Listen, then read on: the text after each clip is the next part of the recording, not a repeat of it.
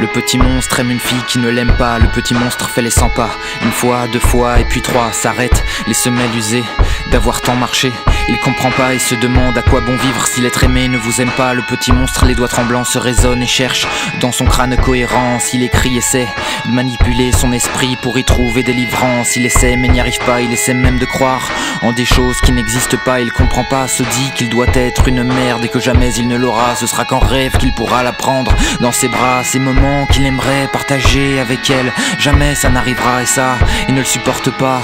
Il déteste ça, il veut changer, veut lui plaire, car l'image de lui-même qu'elle lui renvoie ne lui plaît pas. Alors le petit monstre s'en va se regarder dans un miroir pour y voir son reflet. Et ce qu'il voit est un portrait d'un lui-même un peu abstrait. Il se dit que son corps de petit monstre n'est pas taillé pour sa bien-aimée.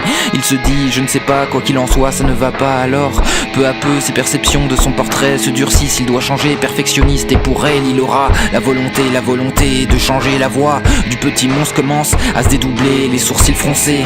Il naît en son âme une nouvelle personnalité. Celle-là va prendre les choses en main, car lui ne le peut pas. La voix lui dit, écoute-moi, on va vers ça. Le petit monstre n'a rien à perdre, écoute, et se met à changer dans sa tête et son aspect. La voix lui dit qu'à force de jouer un personnage, on le devient. Alors il se met à jouer ce personnage qu'il n'est pas, et peu à peu la voix avait dit vrai. Le personnage rendant sa peau, il était triste, traînait des pieds, passait son temps à errer, à se taire, être docile et gentil. Et la voix lui dit, elles aiment quand ils s'affirment, quitte à devenir des enculés. Il avait peur, maintenant la tête haute, le dos dressé. Maintenant le gentil monstre devient un enculé, devient ce qu'il détestait. Il commence à considérer toutes ces filles qu'il aimait comme des objets, des prostituées. Il part se battre vers le tyran pour regagner respect et dignité. Le petit monstre, les yeux rouges de haine et de fatigue, jour après jour va courir pour évacuer l'écume amère qui s'entasse dans son cœur, et pour cesser de réfléchir.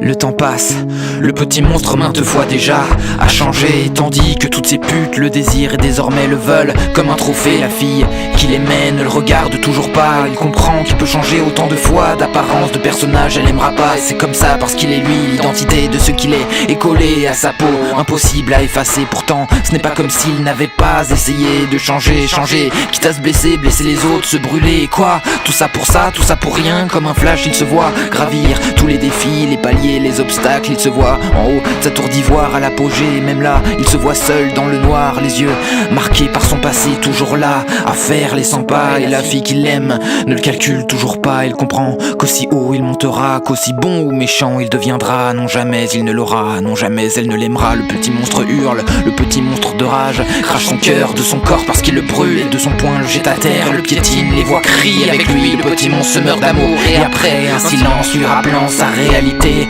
La voix lui dit, tu l'aimais, maintenant tu comprends, voilà tu sais, jamais tu ne l'auras, laisse-moi ce corps. Tu n'as plus rien à faire là. Le petit monstre terrifié parcourir pour essayer de semer, de fuir le démon qui dans sa tête s'est installé, mais le cœur vidé d'amour et les espoirs écrasés. Le démon n'a aucun mal à le rattraper et le suit dans les rues en riant. Le petit monstre s'essouffle, le froid l'entoure, le froid le brûle dans sa gorge pendant qu'il court. Sa bouche pleure, ses yeux bavent, sa morve dégouline de son nez, moitié humide, moitié glacé. Sa vue se trouble et la tête penchée vers le ciel, il regarde toutes les étoiles, cherche un signe. La voix lui dit, ce ne sont pas des étoiles, arrête-toi, t'es plus capable de courir droit. Mais les larmes du petit monstre s'entassent dans ses yeux, chaque lumière autour de lui se mélange. Sa vue se voile dans ses aurores boréales, il se croit courir parmi étoiles.